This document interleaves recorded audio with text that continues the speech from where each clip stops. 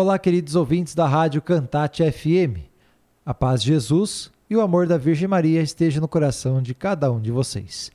E hoje, no dia 24 de novembro, nós vamos refletir sobre a vida de Santo André Dũng-Lạc e companheiros mártires. Numa celebração comum, se veneram os 117 missionários que sofreram o martírio no Tonkin, Annan e Conchinchina, regiões da Ásia, do atual Vietnã. 8 bispos, muito presbíteros e um ingente número de fiéis de ambos os sexos e de todas as condições e idades, que aceitaram o desterro, os cárceres, os tormentos e, enfim, os mais cruéis suplícios, por recusarem calcar a cruz e abjurar da fé cristã. O cristianismo chegou ao Vietnã no início do século XVI por obra do padre Alexandre Rhodes, jesuíta francês, considerado o apóstolo da jovem igreja asiática, ainda dividida em 3 regiões, Tonkin, Annam e Conchinchina. Em 1645 foi expulso do país. Desde então, ao longo dos séculos, a situação dos cristãos tornou-se cada vez mais difícil por causa das sucessivas ondas de perseguições que se alternavam como breves períodos de paz.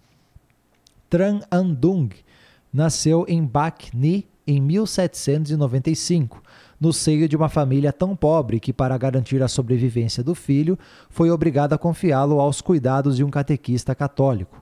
Por isso foi educado na fé e batizado com o nome de André. Este futuro mártir foi ordenado sacerdote. Em 1823, tornou-se vice-pároco em Dong Chung An, onde ficou conhecido por seu estilo de vida simples, assistência assídua aos pobres e sobriedade em tudo.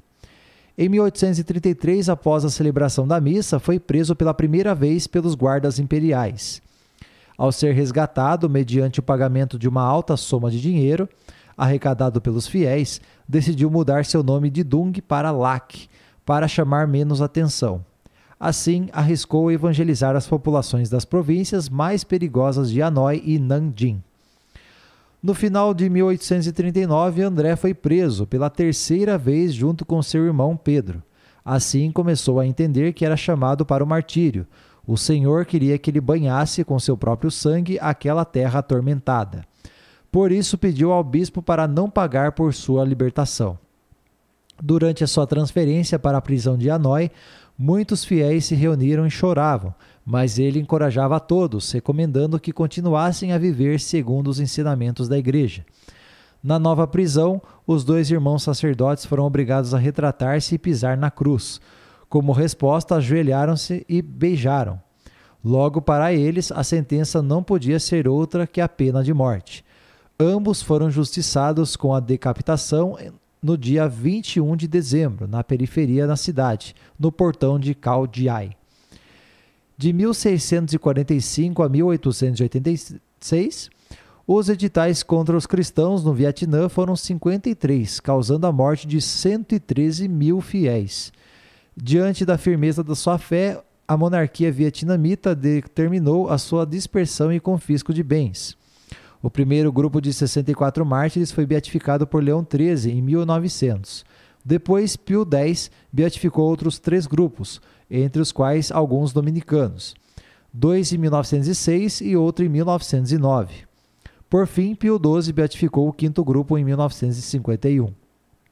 Com um decreto datado de 1986, a Igreja reuniu todos esses grupos distintos em um único, composto de 117 mártires, entre sacerdotes, religiosos e leigos, que foram canonizados por São João Paulo II em 1990.